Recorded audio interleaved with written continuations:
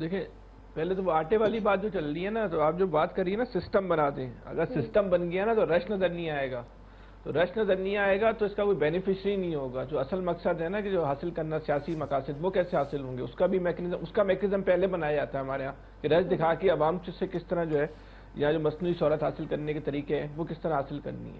اب دیکھیں بات یہ ہے کہ دو باتیں، اس میں تو کوئی دو رائے نہیں ہے کہ عدالتی آمریت قائم ہو گئی تھی، بالکل ایک ڈکٹیٹرشپ جو ہے وہ کسی حد تک جو ہے قائم ہو گئی تھی.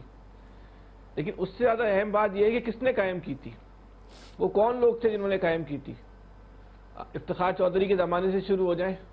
افتخار چودھری کی تحریک جو چل رہی تھی اس کو کون لیڈ کر رہا تھا، اس کی جو ہے وہ فنڈنگ کس نے کی تھی، وہ کون سا سیاسی خاندان تھا، وہ کون سی سیاسی جماعت تھی جو اس تحریک کی جو اربوں روپے کی جو فنڈنگ ہو رہی تھی وہ فنڈنگ کر رہی تھی، بتائیں. وہ کون سا لیڈر تھا جب اپنی تحریک چلانے نکلا، راستے میں کال آئی اور راستے سے وہ پلٹ کے واپس چلا گیا، تحریک کامیاب ہو گئی، اور فون کس کا آیا تھا یہ بھی بتائیں. شہباز شریف صاحب اور بلاول صاحب اتنی دھواں دار جو تقریریں کر رہے ہیں تو یہ باتیں بھی بتائیں.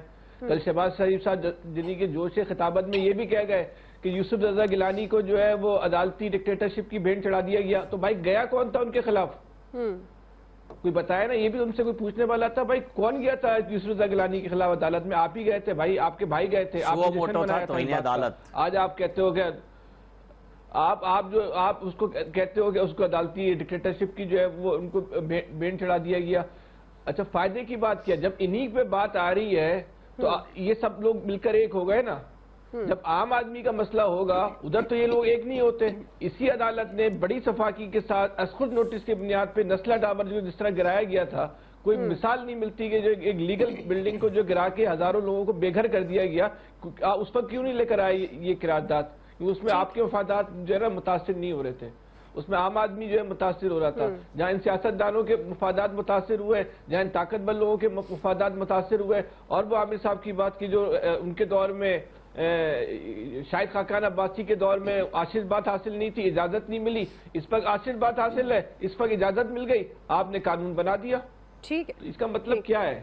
اس کا مطلب یہ ہے کہ قانون نہ یہ پاکستان کے لیے بنا ہے، نہ یہ قوم کے لیے بنا ہے، یہ افراد کے لیے بنا ہے. یہ افراد، یہ کون کہہ رہا ہے؟ یہ وہی لوگ بات کر رہے ہیں، عامر صاحب کر رہے ہیں جو اس پورے سسٹم کی حمایت کر رہے ہیں نا. جو لوگ وہ یہ کہہ رہے ہیں کہ شاہد خاقان عباسی کے دور میں اس لیے نہیں بنا، یہی مسلم لیگ اس لیے نہیں بنا سکی کہ اوپر سے اجازت نہیں ملی تھی. اس دفعہ اجازت مل گئی نا آپ کو، اس دفعہ ان لوگوں نے آپ کو اجازت دے دی تو آپ نے بنا دیا. فیصل حسین سید صاحب ایک بات ذہن میں رکھ لیں، جذبات میں حقائق کو ٹھیک بولا کریں. توہین عدالت میں یوسف رضا گیلانی کو سزا ہوئی تھی، یہ ذہن میں رکھ لیں، کوئی درخواست لے کے نہیں گیا تھا. جی حافظ طاہر صاحب، بس یہ ہے لوگوں کا جھوٹ، یعنی کہ وہاں سے حکومت سے ان کو نکلوا کے یعنی ان کو سچ بتاؤ تو جھوٹ لگتا ہے. پتہ لگ گیا کہ کتنی بڑی طاقت ہے. سننے کی مطلب جذبات میں جھوٹ بولتے جائیں گے. حافظ طاہر صاحب